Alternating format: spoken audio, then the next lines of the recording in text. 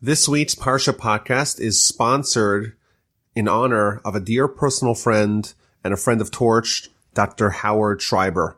Dr. Schreiber is a committed listener to the Parsha Podcast and all the other Torch podcasts for many years now. He also frequently emails me with amazing questions and comments on the Parsha, making him a model podcast listener. Dr. Schreiber, thank you for tremendous support of Torch and the Torch podcast throughout the years, and for regularly sending me awesome and stimulating questions on the Parsha. And to all the other listeners out there, you too could email me at rabbiwolbe@gmail.com. I look forward to hearing from you. Parshas Vayishlach is the fourth longest Parsha in the Torah with 154 verses. It also contains the final mitzvah of the three mitzvahs that we find in the book of Genesis. At the end of last week's Parsha, Jacob finally had escaped and survived the standoff with his father-in-law Laban. And as he's heading towards Israel, he's about to encounter the other grand nemesis of his life, his brother Esau, the one that a few weeks ago we read how he had pledged to kill him. And our Parsha begins where Jacob sends messengers, either human or angel, ahead of him to his brother Esau, to the land of Seir, to the field of Edom. And he commands these messengers, telling them, "So shall you say to my master, to Esau, so says your servant Jacob, I have lived with Laban and I have delayed until now." And right off the bat, we're told by the commentaries, primarily the Ramban, that this entire episode, this entire portion where Jacob is about to meet his brother and his preparations ahead of time and how he goes about navigating this potentially dangerous encounter is a guideline for us and for our leaders of how we are supposed to behave when dealing with foreign powers. In fact, in the 1970s, the Prime Minister of Israel, Menachem Begin, traveled to the United States to partake in the Camp David Accords with Anwar Sadat and Jimmy Carter. And on the way to Washington, he stopped off in New York City, where he met the three most important rabbis of the time. And all three of them told him the same thing. They gave him the same advice. Before you actually meet these potential foes, study Jacob's encounter with his brother. And the first thing we notice from the initial instruction that he gives to his messengers regarding what they're supposed to say to Esau is that he calls him, "So shall you say to my lord, to Esau, so has said your servant Jacob." We see right away that Jacob is reaching out to Esau, his brother, with humility, humbling himself, lowering himself, and giving tremendous honor to his antagonist, his brother Esau. The Midrash tells us about the great Rabbi Judah the Prince, who was the leader of the Jewish people at the end of the 2nd century, that he once had to have a communication with the leader of the Romans at the time, whose name was the Emperor Marcus Aurelius Antoninus, and he had one of his aides write him a letter to be conveyed to the emperor in Rome. So this aide starts writing the letter, and he starts off writing the letter from Judah, the Prince of Israel, to our master, the Emperor Antoninus. So Rabbi Judah the Prince takes the letter, reads it, tears it up, and says, no, this is how you write it. From your servant, Judah, to our master, the Emperor Antoninus. So the aide tells him, aren't you dishonoring yourself? You're, after all, the most important Jew in the world. You ought not describe yourself as a servant. So Rabbi Judah responded, am I any better than Jacob? Jacob conveyed to Esau, your servant Jacob, send this message to the master Esau. So we see right away that the first tactic that we ought to use in our interactions with the non-Jews or with the descendants of Esau when we have an encounter with them is humility, not to act with bravado, not to be pompous, and to try to not awaken their anger or their potential wrath or violence towards us. In fact, the Ramban quotes a midrash who says that Jacob made a mistake by even reaching out to Esau. He, in the words of the midrash, he grabbed the wild dog by its ears. He should have just traveled back to Israel and not even mentioned Esau. Let Esau forget that he even exists. Don't remind him that you're there, and don't provoke this potential encounter. Now, Rashi tells us that Jacob is actually conveying a subliminal message when he tells Esau, I have lived with Laban and I've lingered until now. Im lavan garti, the words im lavan garti, I have lived with Laban. The word garti is the same letters as the words taryag, which, according to the Gematria numerical system, equates to 613, which amount to the amount of mitzvos that we have in the Torah. Rashi tells us that Jacob is subliminally conveying to Esau that despite the fact that I lived with Laban, I did not neglect observing the Torah. And therefore, what he's suggesting to him is that don't think that I'm vulnerable because I don't have the Torah to defend me. I still have the support of the spiritual forces because I have not abandoned Torah. And there's maybe a deep point here. He tells him, I have lived with Laban, meaning I was aware of the entailed danger, and that is the way I was able to maintain my command of 613 mitzvos. I was able to maintain my stature because I was aware of the potential danger. Maybe the lesson for us is that despite the fact that Jacob was with Laban and there was a risk of acculturation, of him becoming similar, becoming influenced from the ways of the people around him, most prominently the ways of Laban, that is not inevitable, and it's possible to sidestep them. However, you have to take concrete actions to prevent the influence that you could have from someone like Laban. So this message is conveyed, a message of peace, a message of humility is conveyed to Esau, and he tells him, I'm sending to my Lord to find favor in your eyes. I don't want to fight. I want to be at peace with you. And the angels return to Jacob and they tell him, we have come to your brother, to Esau. Moreover, he is heading towards you. He's coming to you with 400 men. Despite the fact that Jacob reached out with humility, Esau responds with a threat of violence. He has 400 men and they are coming to encounter Jacob. Jacob becomes very frightened. He is distressed. He is terrified, says Rashi, that he may die and may have casualties amongst his contingency, but he's also distressed by the fact that he may have to kill others. Although he may be legally entitled to defend himself, even if it means killing the perpetrators, he is not excited about going about doing that. And he right away gets into action. The Talmud tells us that he prepares for this encounter. He doesn't sit back and rely on miracles, despite the fact that the Almighty just sent him angels. He has angels assisting him in reaching out to Esau. Still, he's not relying on those miracles, and he's preparing for war. How is he preparing for war? And how, as the commentaries tell us, ought we to prepare for encounters with antagonists? 3 things. Number 1, he tries to send a bribe.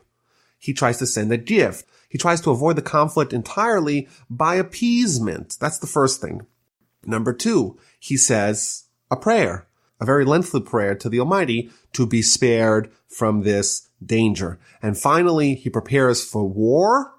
What kind of war? If necessary, violent war. Alternatively, he tries to create an escape plan. And he even splits up his group into 2 separate groups to flee in different directions. So even if one of them is caught and slaughtered by Esau, the other one will be spared. And we learn something I think very important here. There's nothing cowardly in escaping. I think in modern times, there's been a certain ideal that is lionized, a certain pride, a certain machismo, a certain arrogance is that, we don't surrender. We always fight. We don't need to bribe our enemies.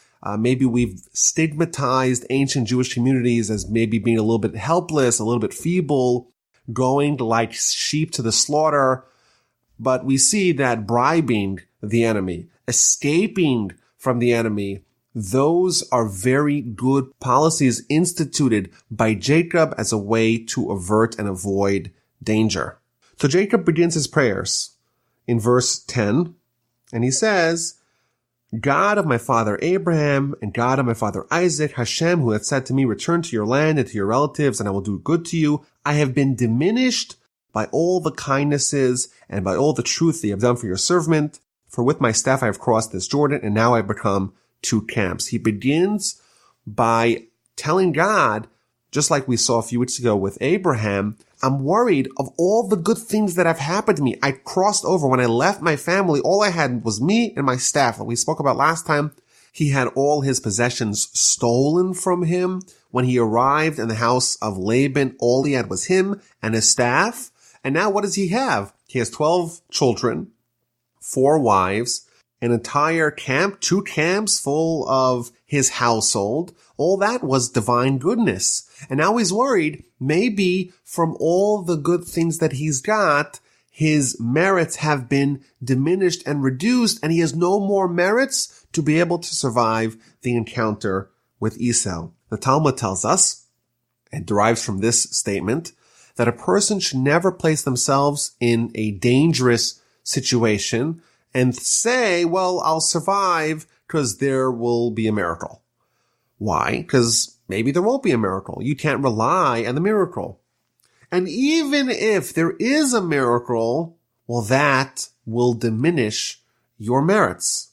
Everything good that happens to you, says the Talmud, based upon this statement from Jacob, everything positive that happens to you, that may exhaust your spiritual credits, your merits, your mitzvahs that you have done, and then you may be left without any more in the tank, in the bank for the future.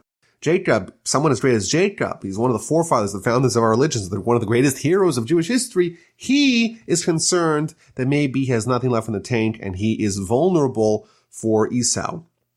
Rescue me, please, from the hand of my brother, from the hand of Esau, for I fear him, lest he come and strike me down, mother and children.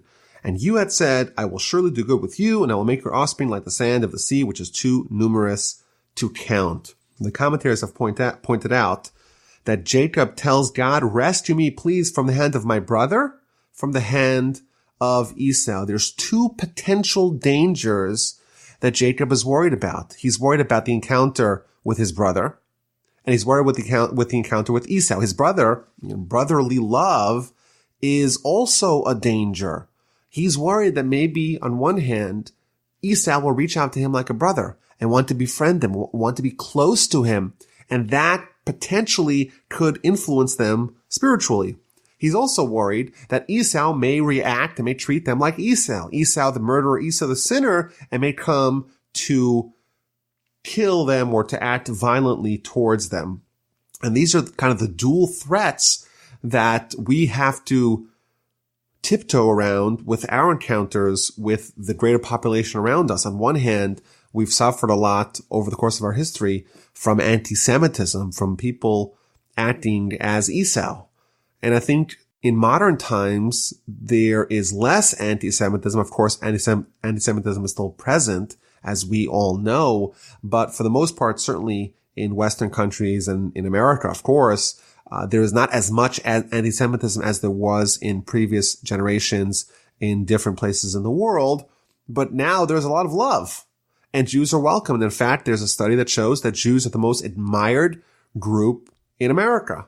So we're loved, and they're treating us like the brother. There's no more Esau, or there's much less of the Esau, but that brings with it an entire new set of not physical, mortal dangers, but of spiritual dangers, because what happens when we're welcomed? Well, we may come to lose our identity and what makes us special. So those are the 2 dangers that Jacob prays. Save me from my brother and save me from Esau. And then Jacob moves on to prepare the tribute, the gift, the bribe that he's going to send to his brother. 200 female goats, 20 male goats, 200 ewes, 20 rams, camels, cows, bulls, a very lengthy, robust gift. Rashi tells us that he sent them gems as well. And then he does something really interesting. He doesn't give the gift all at once. There's hundreds and hundreds of animals and an incredible tribute that he's going to give to Esau. He doesn't do it all at once. He puts a break between each group. He sends one group, he divides it into a bunch of groups, and he puts a space between each drove. And he tells them what to tell Esau when he encounters them. When you meet Esau, you say, this is your servant Jacob is sending you this gift to your lord Esau, and he's coming, and this is a gift for you. And Rashi points out that when you get a gift bit by bit, it is amplified. It seems like it's so much more versus if you get one huge gift all at once. I remember reading a study regarding the tips of waiters who give out candies. We know that sometimes a waiter at a restaurant will give a candy to the patron, and that will help contribute, hopefully, to the patron giving a larger tip to the waiter. And they did an interesting study. They had one group of waiters give 2 candies with the bill, and then they had a second group that gave 1 candy and then stopped and gave a second candy. And they found that the group of waiters that gave the candy one at a time, that increased by a huge factor and increased the size of the tips that they received, because psychologically in the head of the recipient, when you get one and you get another, that's a more effective gift than when you get it all at once. So Jacob gives these instructions to the messengers who are giving the gifts to Esau. And again, he's always speaking regarding himself as a servant to my master Esau. And that's what he hopes to appease him. And the 2 camps are getting closer to each other. That night, verse 23, we learn Jacob takes his 2 wives, his 2 handmaids, his 11 sons, and they cross over the river of Yabok. So Jacob is heading west. Esau is coming with 400 men east. Jacob has already sent all the gifts to Esau and hopefully to appease them. Now, if we read the accounting of Jacob's family, we see he has 2 wives, 2 handmaids, 11 sons. Last week's Parsha, we read about his 11 sons, but also his 1 daughter. And in verse 23, his daughter is omitted from the account of the family. So Rashi tells us something very surprising. V'dinan heichan haisa. Where was Dinah? Where was Jacob's daughter Dinah? Nasna b'teva v'na'al b'fanea. Jacob placed her in a box, and he locked the box. Why? So that Esau should not see his beautiful daughter and not covet and desire her. Well, that seems quite sensible. If you're about to meet one of the most notorious sinners in the world who has a proclivity for beautiful women, and you have a beautiful woman in your camp, it seems quite sensible to hide her.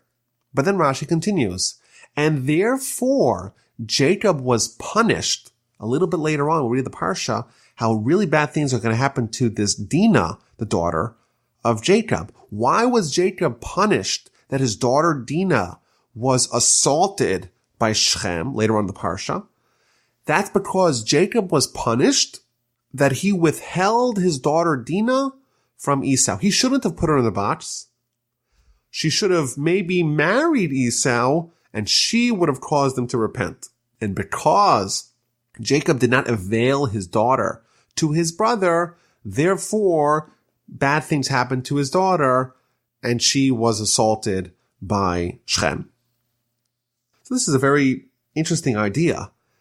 Dinah, Jacob's daughter, could potentially have influenced Esau to repent. And in fact, the Talmud notes that a wife, generally speaking, has a greater influence on her husband than vice versa than the husband has on the wife. And therefore, it's likely that Dinah would have influenced Esau more than Esau would have influenced Dinah. But this is still so surprising. Like, what's the option? Isn't it not patently irresponsible, reckless to give your daughter to Esau? It seems so unusual that Jacob is being punished for what seems to be prudent parenting. So the Musar masters say something very illuminating. They say that yes, Jacob should have hidden his daughter, but he didn't need to lock the box so tightly. Alternatively, he should have at least felt bad that withholding her from Esau will disallow such an outcome, now for sure he won't be influenced to repent. This is an incredible insight that shows the standard to which Jacob is held. He's punished because he didn't feel bad that he wasn't able to positively influence his brother. And I think there's another incredible insight here. Esau, they're twins, Jacob and Esau. Jacob is already well over 100 years old. Esau is also over 100 years old. You would think, well, he's set in his ways. He's Esau the sinner and he'll remain Esau the sinner. But here we see that was not necessarily set in stone. It was never too late for him to repent. Now, as they're crossing over this river, Yabok, Jacob is left alone on one side of the river. The rest of the family is on the other side of the river. And he has a man approaching him and they start wrestling. And there's a fight the whole night until the break of dawn. Rashi tells us that this was no ordinary man. This was the angel of Esau, who, just like Jacob sent angels to Esau, Esau apparently has an angel too, and he sent him to go attack Jacob. And he attacks Jacob when Jacob is alone. And the whole night they're fighting, and he's not able to overcome Jacob. So what does he do? He reaches over to his hip, he dislocates his hip, and then Jacob has control of this angel. Jacob's injured, but the angel now wants to leave, and Jacob doesn't let him leave. And he says, let me go. No, I'm not going to let you go unless you give me a blessing. And he blesses him that his name is no longer only Jacob. Now his name is also Israel. Why? The word Israel means to struggle. And you were able to struggle with man, with Laban and with Esau, and with God, i.e. with angels. You were able to overcome me. And chapter 32 ends that therefore the children of Israel, the Jewish people, are not allowed to eat the part of the animal that corresponds to the part of Jacob that was injured. And that is what's known as the sciatic nerve, which is why today you want kosher meat.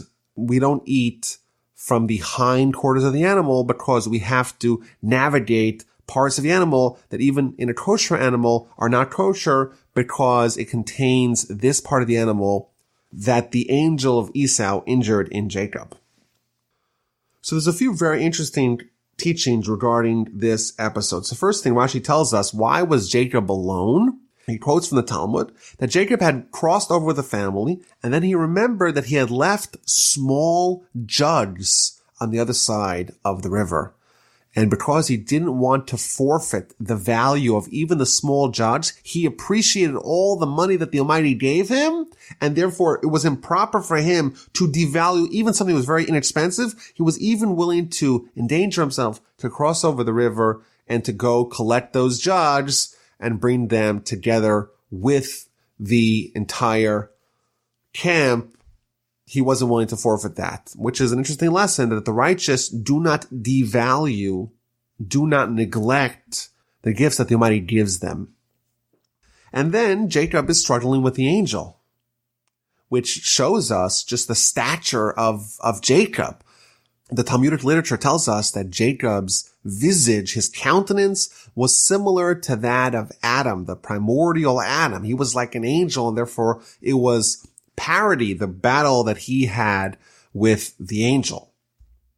And the angel the whole night is trying to find some vulnerability in Jacob. And this is, of course, it's not a physical fight. It's some sort of cosmic struggle between Jacob, the veritable angel, and the angel of Esau. And this, of course, portends to all of history, this idea that the history is nighttime, and even though we'll be injured, but over the course of the entire nighttime, the entire history of the Jewish people and their interactions with Esau and his forces, we're not going to ever be vanquished. There's never going to be a mortal blow that's going to land upon us. Yes, we'll get injured, but we won't be destroyed.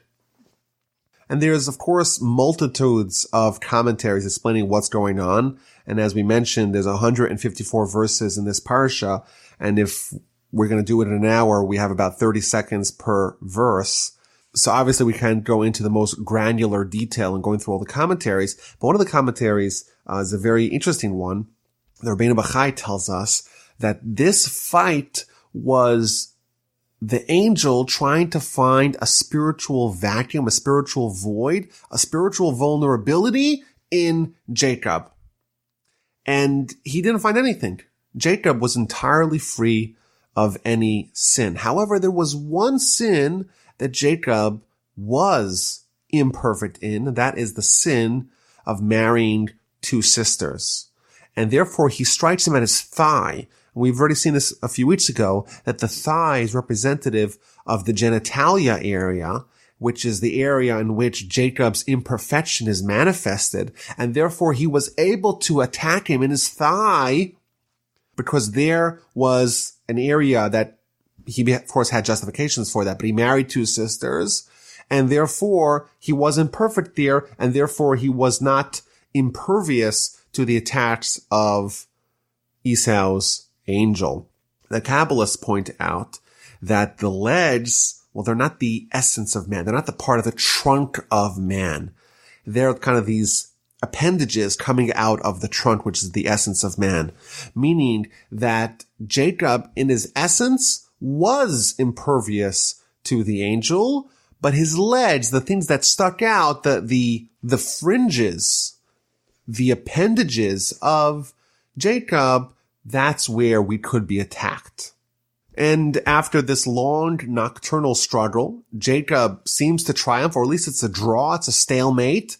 And Jacob gets something out of it. He gets an injury, but he also gets a name addition, not a name change like we had by Abraham and Sarah, but a name addition. And of course, there's many interpretations of what this means. And in fact, later on in the Parsha, the Almighty is going to affirm this additional name where Jacob is also called Israel. But just one idea of the name Israel, and that is found in the Kabbalistic sources, the word Yisrael. Israel is an acronym for Yesh Shishim Ribui Osios LaTorah, that there are 600,000 letters of the Torah. That is hinted in the name Israel, is hinted this idea that all of Torah is incorporated in the essence of our nation, which amounted to 600,000 people when we left from Egypt, when we became a nation. In addition, the name Jacob, Rashi tells us, it seems to imply a certain degree of deception. Like Esau said, that Jacob stole the blessing. He had to resort to chicanery to be able to get the blessings. However, the word Yisrael, from the word sar, meaning master or minister, a term of nobility, a term of aristocracy, a term of someone who does not need to use deception and subterfuge to be able to get what they want. Now, in the actual text of the Torah, the word Yisrael is connected to the word sarisa, which means you have struggled. The angel tells Jacob, you have struggled with man and with the divine, and you have overcome. And this is an interesting idea that, Jacob himself lives a very chaotic life. He's struggling with Esau, and then to Laban, and back to Esau, and then there's going to be the episode of Dinah, and later on in Genesis we'll read about the saga of Joseph. And this is, of course, the history of the Jewish people. It's like our destiny. It's a never-ending struggle that really defines our history as a people. But I think there's a deep point here, and that is the fact that Jacob won. That's not incorporated in his name. That's almost irrelevant. What is relevant is that he struggled. He was a fighter. And that's, I think, a good lesson for us.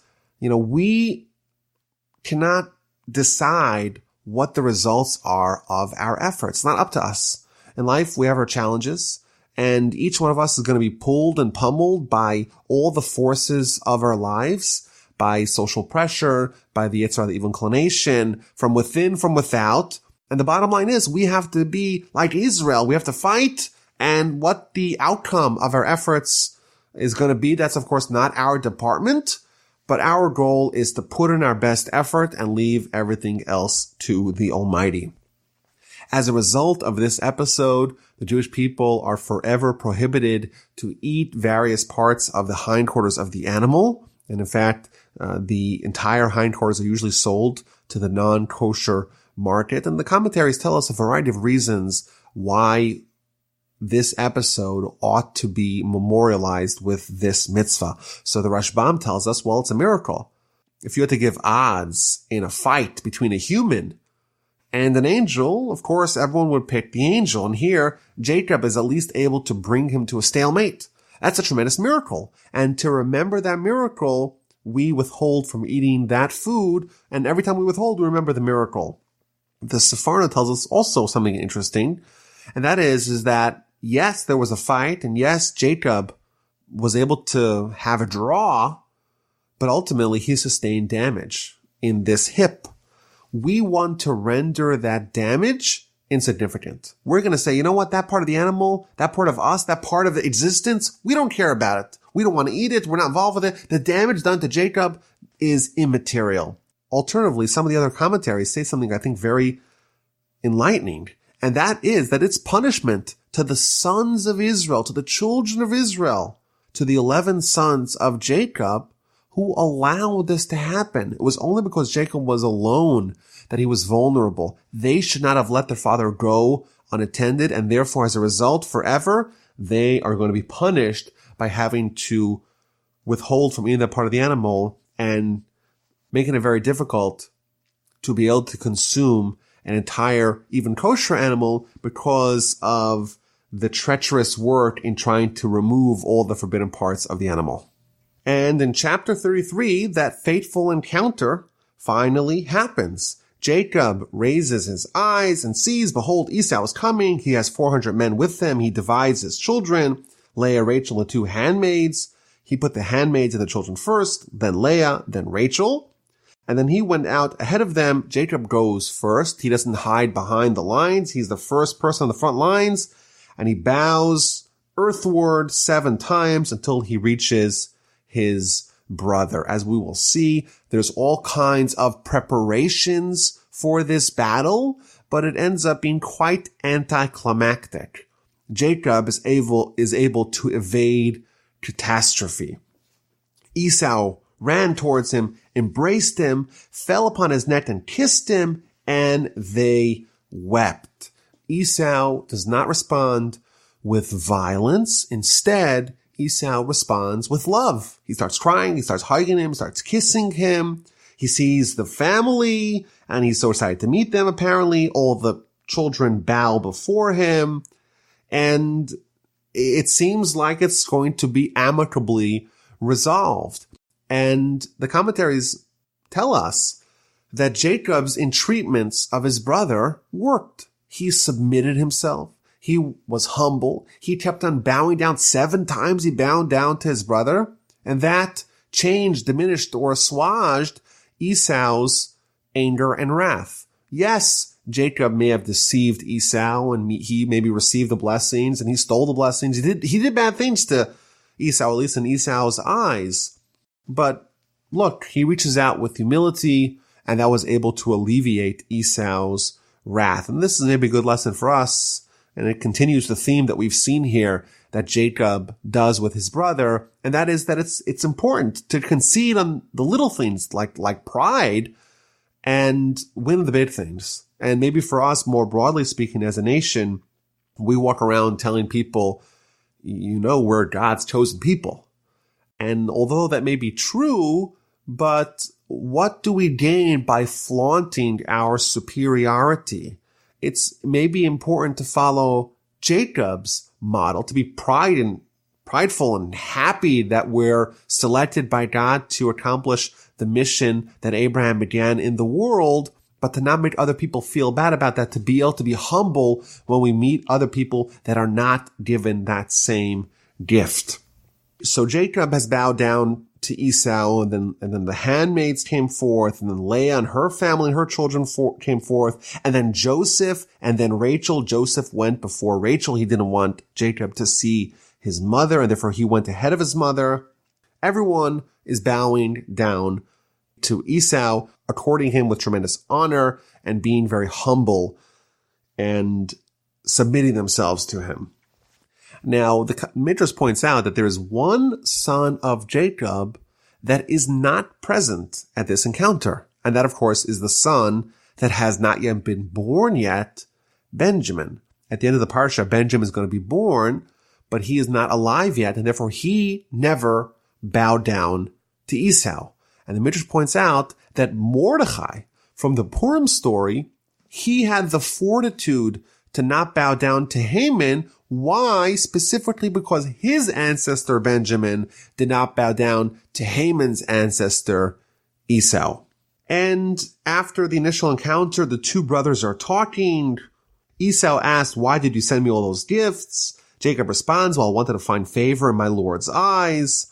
Esau says, no, don't give me the gifts. I have plenty. I have tons of things. I don't need your stuff. You keep what you have. There's no need for you to give me this gift. But Jacob says, no. He insists, "I have found favor in your eyes. Please accept my tribute. I'm so excited to see you. It's as if I've seen the face of a divine being. Please accept my gift, which was brought before you. God has given me everything." And he urged him, and Esau agreed to take the gift. Rashi points out that there is a difference between Esau and Jacob's classification of their wealth. Esau said, "Yeshli Rav, I have a lot. I have even more than I need." Whereas Jacob said, "Yeshli Kol, I have everything that I need. Everything that I need, nothing more and nothing less." In effect, Jacob is tacitly acknowledging the fact that the Almighty is in charge of dispensing and dispersing people what they have. And therefore, it's not possible for you to have more than what you need, because if you have it, it's evidence that the Almighty gave it to you. And it seems like Jacob has succeeded. Esau has not reacted violently. He seems to be very open to being cordial, being friendly, being loving to his brother. And then what does he say in verse 12? He suggests, "Why don't we move on together? Let us go. I will proceed alongside you." Right away, Esau pivots from Esau to the brother. He's pursuing friendship. This was the second potential danger that Jacob was concerned about. And he managed to emerge unscathed from the first danger, from Esau, the violent one, and now he's faced with the second danger, maybe even a greater danger, where he says, "Let's go together. We're brothers, after all." And this danger, too, Jacob finagles his way out of it. "My Lord knows that the children are tender. They're nursing flocks and cattle. I have so many children, and there's so many animals. The flocks will die if I'm with you. I have to go very slowly. You go ahead. Don't wait for me. I'm going to catch up to you. I'll eventually make it to Seir, where you live."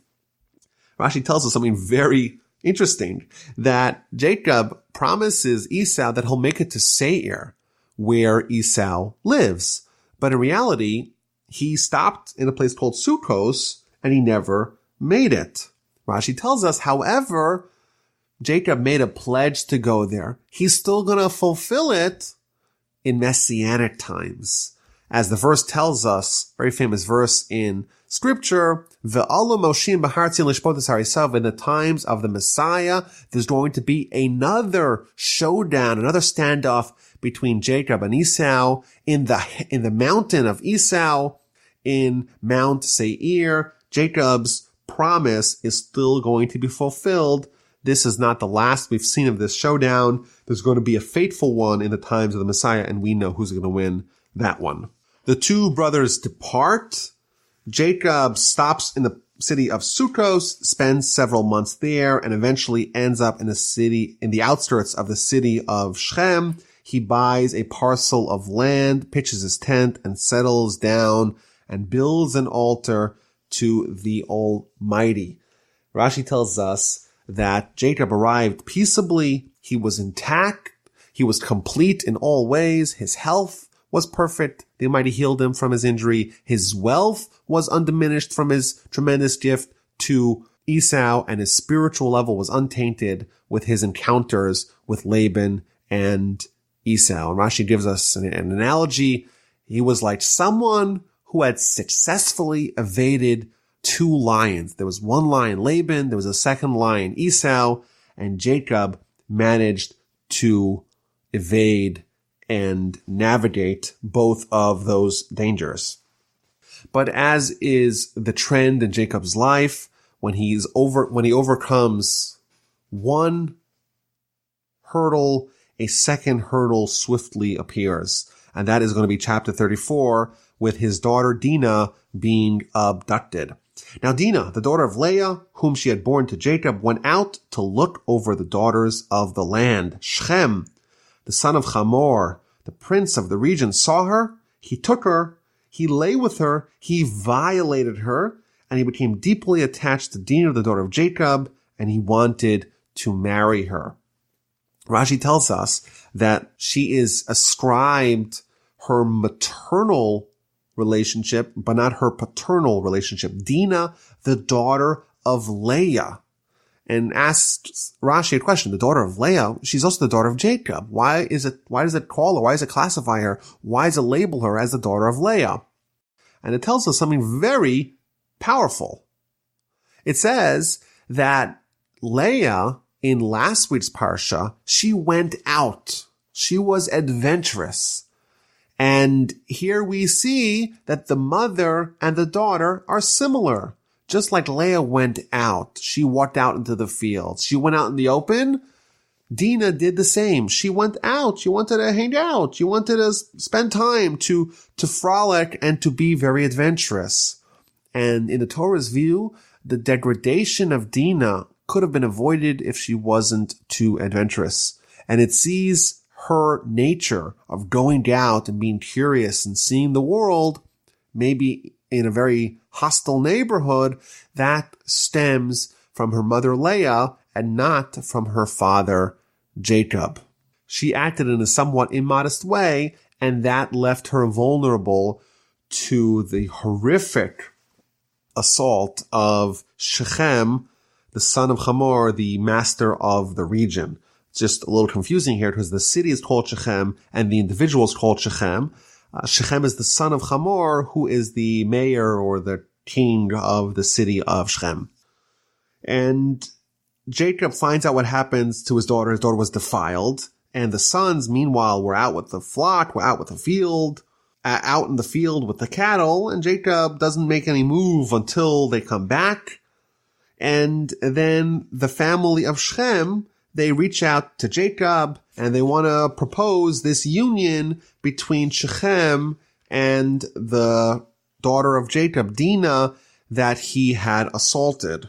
Hamor spoke to them saying, Shechem, my son, longs deeply for your daughter. Please give him to her as a wife. And intermarry with us. Give your daughters to us and take our daughters for yourself. Among us you shall dwell. The land will be yours. Settle and trade in it. Acquire property in it. Let us take our two cultures and meld them together. They even promise to give a very generous marriage gift to Dinah and her family if they only agree to allow Shechem to marry Dinah. Now the children of Jacob respond with a grand deception. They tell him, listen, we love your proposal, but there's a major problem. Y'all are uncircumcised, and it's the most unconscionable thing for us is to have our daughter and our sister be with someone who's uncircumcised. So you want to meld, you want to fuse our two cultures, but we can't do it unless you circumcise all the males in your town. This seemed kind of reasonable to Hamor and Shechem, and they right away called a town hall meeting of all the people of the city. And they say, listen, we have this amazing family. They have 11 awesome sons and this beautiful daughter, and they're so wealthy and they're so industrious. But all they need to do, they want to join us. They want to intermarry with us. They want to give us all these economic opportunities. But the only thing we need, the only circumstance is that we must circumcise. Everything that they have will really be ours once we intermarry and once we allow trade to flourish. Just circumcise. And people agreed, and all the males of the city circumcised. And that is a more unpleasant surgery when done as adults than when done as children. And therefore, a few days later, the entire city is in bed with high fever and tremendous pain because of the circumcision ceremony and surgery that they did a few days earlier. And now, when the city is susceptible to attack, two of the sons of Jacob, Shimon and Levi, the brothers of Dinah, they take their sword, they attack the city, and they kill every single adult male. They kill Hamor, the king, Shechem, the original perpetrator. They snatch Dinah from the palace. They kill everyone, all the males, adult males along the way, and they leave.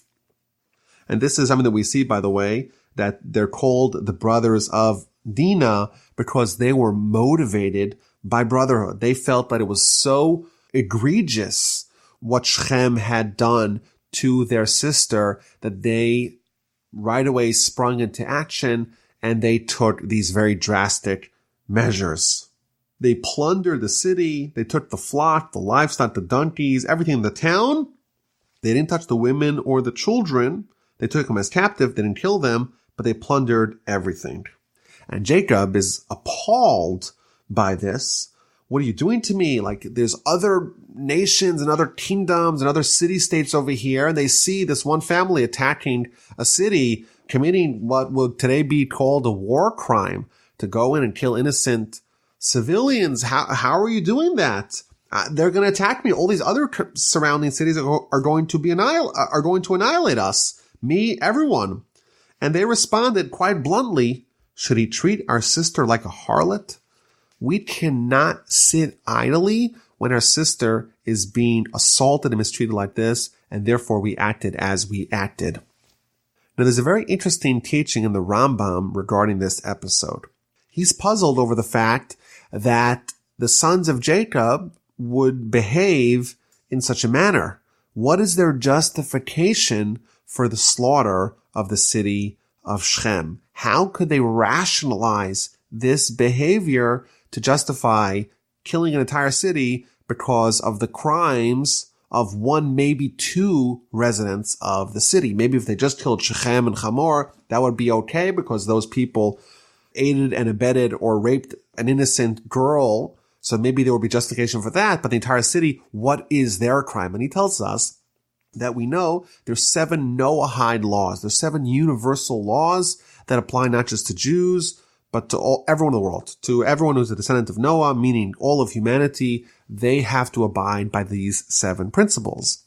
One of those 7 principles is that there has to be a system of courts. There has to be some way to monitor and to oversee the behavior of citizens. There can't be anarchy. And here we see a city that obviously didn't have any laws because this Shechem individual grabs, assaults an innocent girl, and no one does nothing. He's able to do whatever he wants without any concern of any backlash. Clearly, this is not a city in which there is laws that hold people accountable, and therefore every adult male who had the capacity to try to stop this terrible crime from happening is complicit in the crime because they did not institute a system of laws that would have prevented it. And therefore, they too are guilty of this crime, and therefore that was their justification to annihilate them. Now, obviously, Jacob doesn't buy it. He starts to rip into Shimon and Levi. He says, you've discomposed me, you've made me odious amongst the inhabitants of the land. He seems to start leveling them with criticism. But at least that we know that there was some sort of reasoning in the behavior of Shimon and Levi. Now, it is also maybe a bit unusual that Jacob, if Shimon and Levi, if they kill an entire city, you would imagine Jacob would have a more strident outburst here. He just tells them, you have discomposed me, you have made me odious amongst the inhabitants of the land. He gives them criticism, but it seems to be a bit muted with proportion to their crime.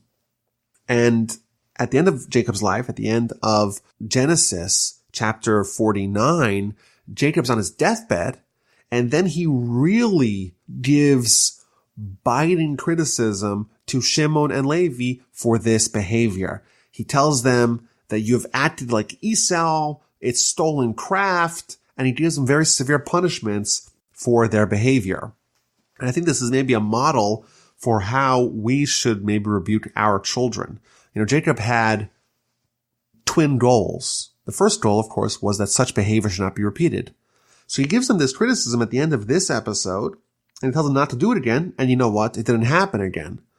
But he was also worried that his rebuke might backfire, and the children will just abandon him. He'll lose them.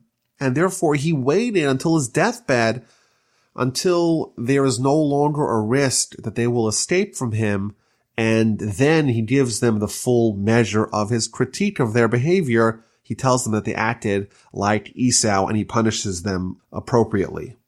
And this maybe the general takeaway is that maybe sometimes the full brunt of the criticism should be withheld to a later date.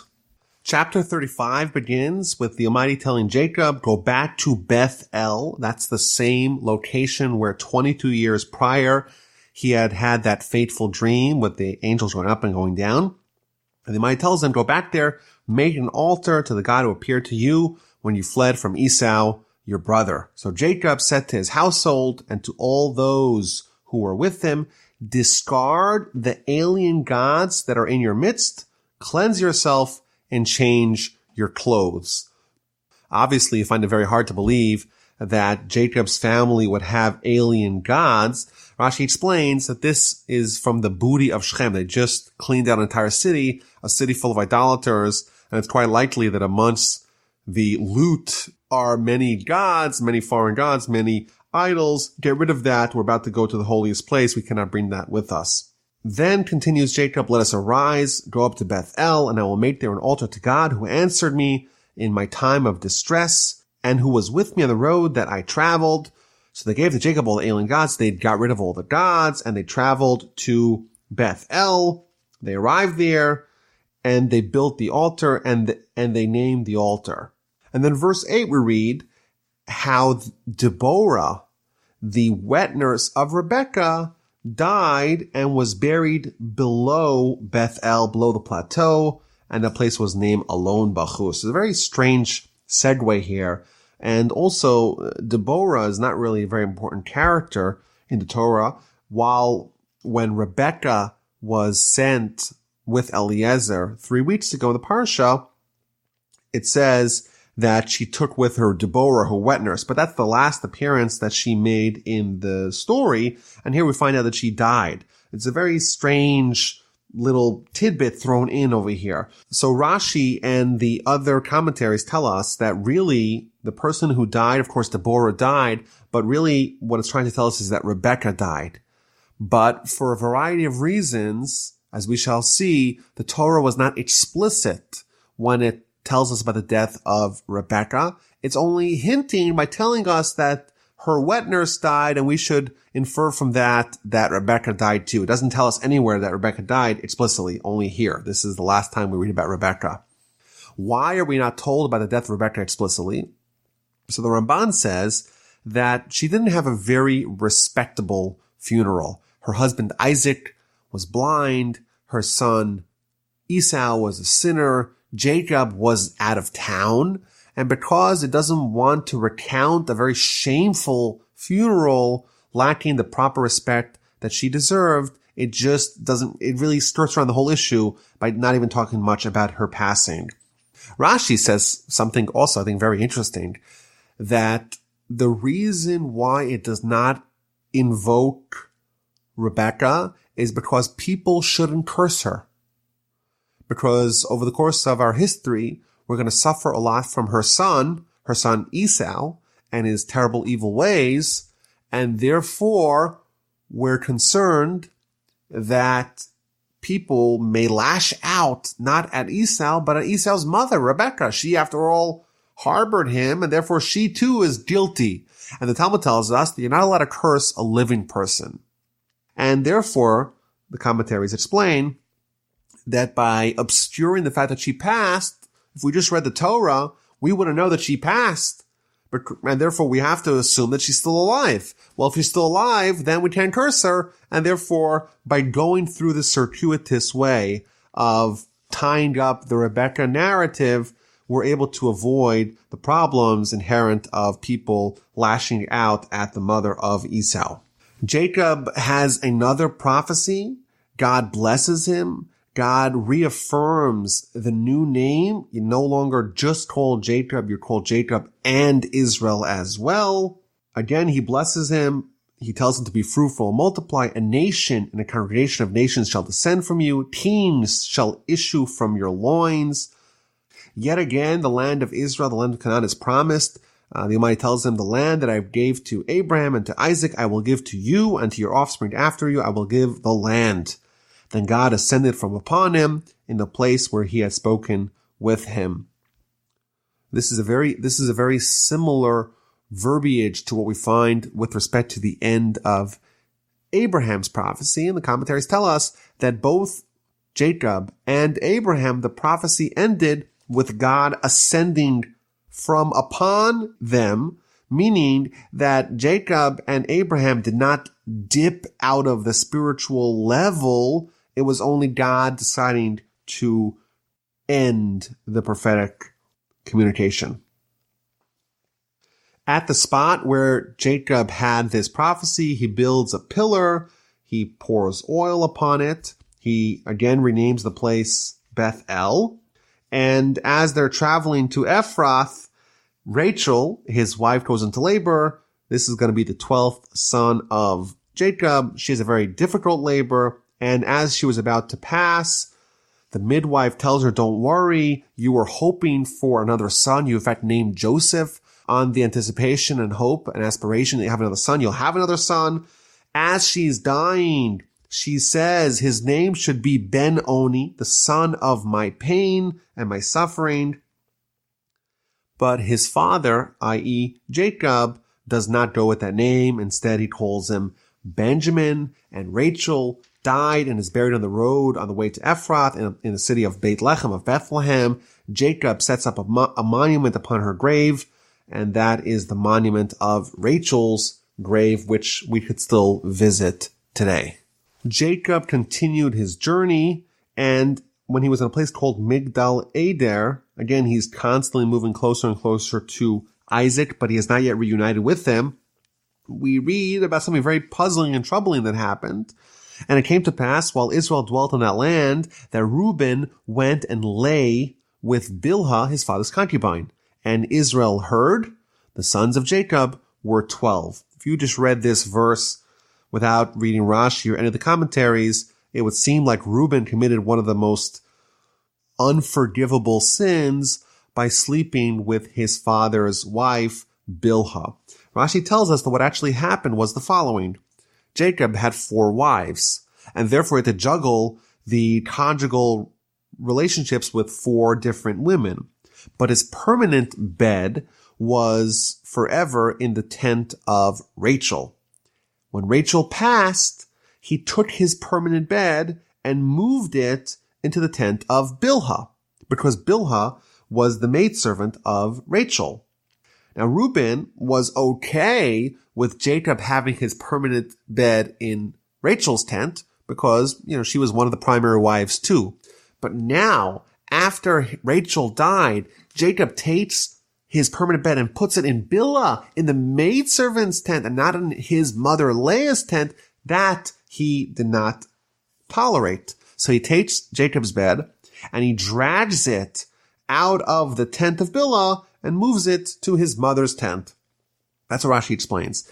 And the way the Torah classifies that, because Reuben interfered in his father's bed activities, that is akin to him sleeping with his father's wife. And then right afterwards it says the sons of Jacob were 12. It's like reassuring us that the sons of Jacob were 12. They're all the same. Don't read this incorrectly by thinking that Jacob's son Reuben was any different in stature than the rest of the sons of Jacob. The Talmud makes it quite clear. Kol ha'omer Ruvain chata. Anyone who says that Reuben sinned, eino ella toeh, is nothing but mistaken. If you want to read this literally, you're going to make a mistake, says the Talmud, the book of Shabbos, page 55b, because Reuben did something bad, something that he is severely reprimanded for here, and on Jacob's deathbed, but he didn't actually do what the simple reading of the verse may make you think that he did. The Torah lists the 12 sons of Jacob, and then it tells us that Jacob came to his father Isaac. He was reunited with him, and then it tells us that Isaac passed away, and he was buried by his sons Esau and Jacob. Rashi points out that chronologically this happened much, much later on in the Torah. But the Torah is not organized chronologically, it's organized topically, and it's focusing on the story of Jacob now. And therefore, when it tells us that he reunited with his father, the purpose of that is to tell us that he was there in time for Isaac's passing, not to imply that happened at this juncture. The final chapter of the Parsha, chapter 36, details hundreds of years of the descendants of Esau. It tells us about his multiple wives and his children and all the various interbreeding that took place. Rashi makes the calculation many, many times in this portion, how the Torah is telling us that there was many, many bastards that resulted from Esau's family. And this is the last that we're going to hear about Esau in the Torah. Beginning next Parsha, Parshas Vayishlach, we're going to be back to the storyline of Jacob. Once we've quickly enumerated all the dozens of individuals and chieftains from the family of Esau, we're going to get back to the most important family storyline, and that is of Jacob. Jacob went through a lot in the Parsha. He was just on the heels of his escape from Laban, where he meets Esau, and he has to struggle with Esau's angel, and he has to deal with his daughter being abducted, and it seems like things are going to be calm going forward. And we will find out next week that is not exactly how it's going to play out.